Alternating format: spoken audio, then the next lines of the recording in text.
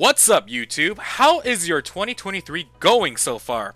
I hope this year brings us better times. It surely has a lot of cool animes to look forward to. But today, I wanted to bring you a ranking of what was released last year instead. And I have a couple of otaku friends joining today, so let's see if they are up to date with the titles we will be presenting.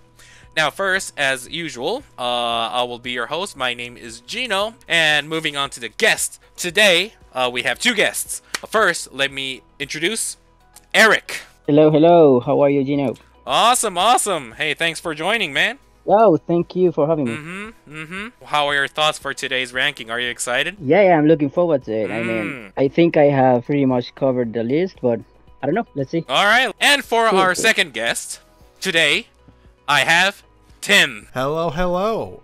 Some of you guys might remember me from the Foul video. I was a guest there on episode 2, but if you did not watch it, then I'm Tim. I'm a anime moderator on the MA website. You can feel free to check out my profile if you want to learn more about some of my tastes and favorites. All right, let's jump right into the top 10 rankings. Now, before we jump right into the top 10 rankings, I'd like to mention that any ONAs will be not included, but only the original titles from 2022. So with that information, let's jump right into the top 10 titles. There is a lot of mystery with this series, both in like, I encourage the main characters, but also like the premise of like what's going on in this world and why this classroom exists and what kind of society this is. Not a lot is really explained to us, even like now at the end of the second season. So that can be like, very intriguing to you, what someone just want to like find out a little more about, or it could be kind of also kind of annoying if you want to be like, you're frustrated and you want to know more, but like the show isn't really telling you much. I like the third season a lot. I think this season's like the final season for the series, so I think they did a good job bringing a nice climatic closure to Mobs and Reagan's relationship. One thing Mob Psycho does really well is that they let their characters come face to face with themselves to like look at each other and have them grow because of it, and you can really see each of those two main characters grow, and throughout the series where it reaches this climax where they're more understanding and on equal standing now. Yeah.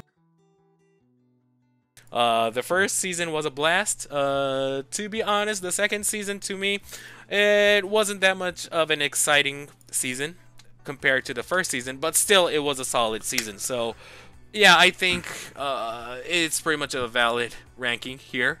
Placed on number 8. I feel like me and most of the people over here felt like it was a little bit disappointing. I don't know if the sentiment was the same in Japan. It was just a whiplash from where season 1 started. It was just, it felt very different and foreign, because we were Nafumi, redeeming himself and freeing his name. Yeah. And then he, like, at the end of the first season, he, like, makes up with the other heroes. And then season 2 starts, and suddenly they're all back to hating each other and arguing. And there's a giant turtle that out of nowhere, and no one really knows what's going on. And then there's a bunch of, like, new people that just come into the show for no reason. You don't really know who they are. They just, like, it just felt like kind of messy. Is it based on the manga or light novel? Light novel. Oh, okay. Now, this was a very big topic in 2022, to be honest. It made me really think about K-On! It pretty much had a lot of resemblance, since it was a banned anime. Girls being cute and stuff, and friendship drama, I guess, a little bit. But personally, one of my favorite, definitely. If you remember back to the Foul episode, you would know that I was a very early supporter of this series even before it's aired, and I'm glad that it did not let it meet all my expectation and even more. I'm not a big fan of the genre, of this kind of, of the theme, but I did like it. I was surprised, like how much fun I had with this season, with this series. if I like describe this anime in one word, for me, I would say relaxing. Relaxing. Because yeah, because it's just like I just grab your popcorns and just watch it. You know, you don't have to. It's not like a psychological kind of anime, so you don't have to be thinking what is going to be happening in the next episode or why or something like that. Just watch it, have a fun time, and then just that's what I may probably like. That's what I liked about it. Yeah, this was a big nostalgic show to see Bleach back on screen after like, what is it, almost 10 years since the last since Bleach ended.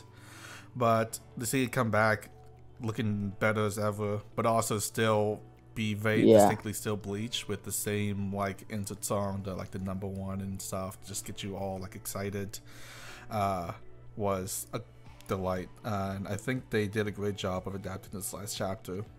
Yeah, I totally agree. I mean, I wasn't expecting a good season at all. I was like, okay, we are going to have more of the same, but I was wrong. I mean, it reminds me of the first season. I don't know if it is the animation or what it is, but it reminds me of the first season.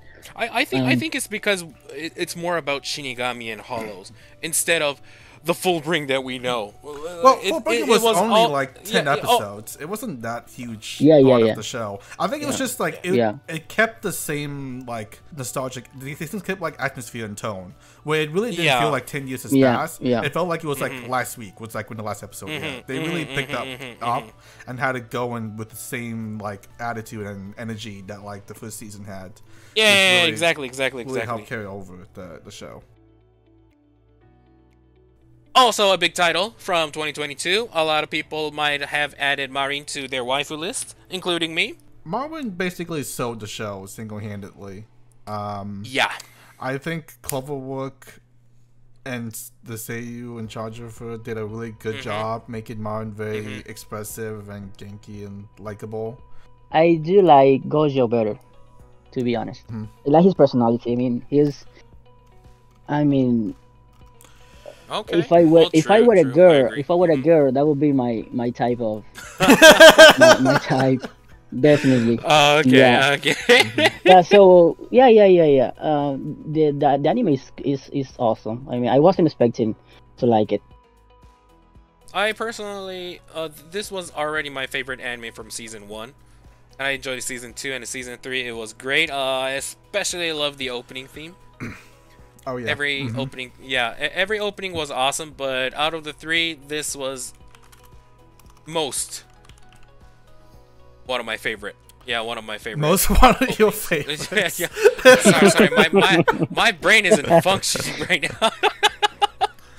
Yeah, Masayuki openings are always very fun to listen to. Yeah. And the animation that goes along with them, always very expressive and full of life to watch. But Kaguya has been one of my favorite franchise in the last couple of years. I think the comedy is phenomenal, especially this. The season is no different. It has such a rich cast of characters that allows it to continuously play on its humor without being too repetitive or dragged out. I think they really fully utilized the characters. Great. I gotta be honest. I dropped this anime. I didn't really watch the anime. I read the manga, and I stopped at where it was still Krista, I guess. Okay. Yeah. To be fair, I don't think anyone really know what's going on in the series right now. So before the final season, it was like Attack on Titan, like season 3, part 2, whatever. I don't know the naming scheme for the show. And like after that, there's a huge like time skip that doesn't really explain like what has happened or what's going on right now.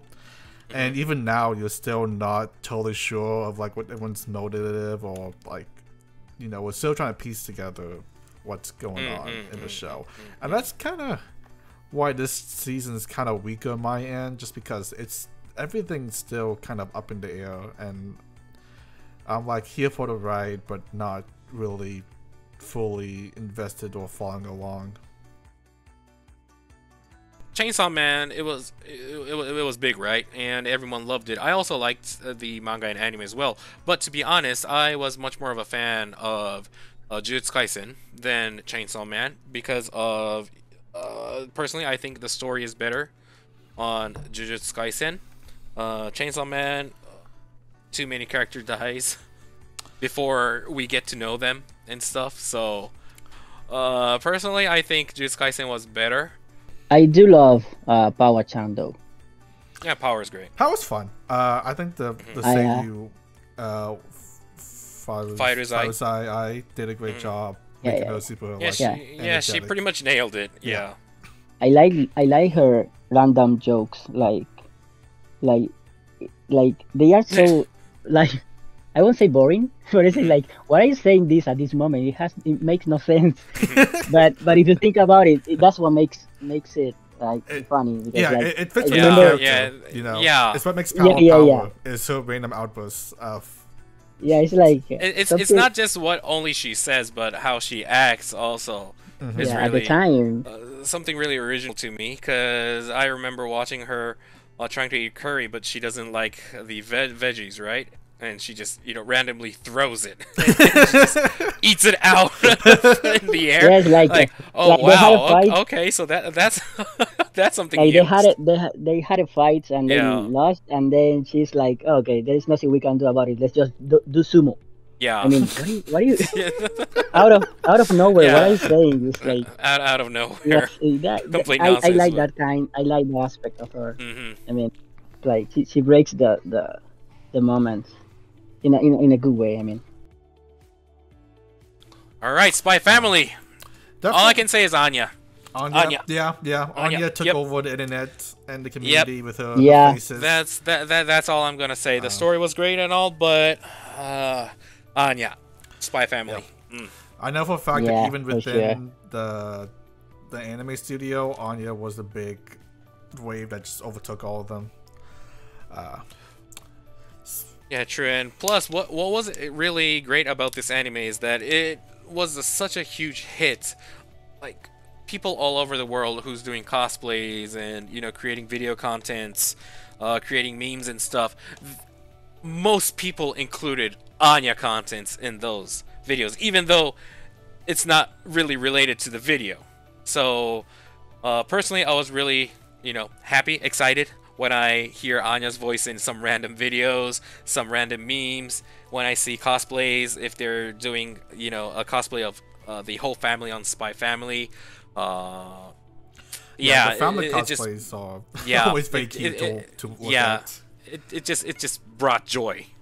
Spy Family was probably the highest profile studio collaboration that has ever been done. I know that there's been other animes that have collaborated with studios, but definitely Wit and Cloverwork are very big names, and they really brought their A game to the show, really leaning into their specialties to bring out the best out of Spy Family. Wit's really good with its close up, action scenes with its different angles, and they nailed that scene with the castle. Really only Wit could do that, and they masterfully did that. And it was great. Just these studios giving the 110 to some of these scenes really helped drive in the comedy and the show.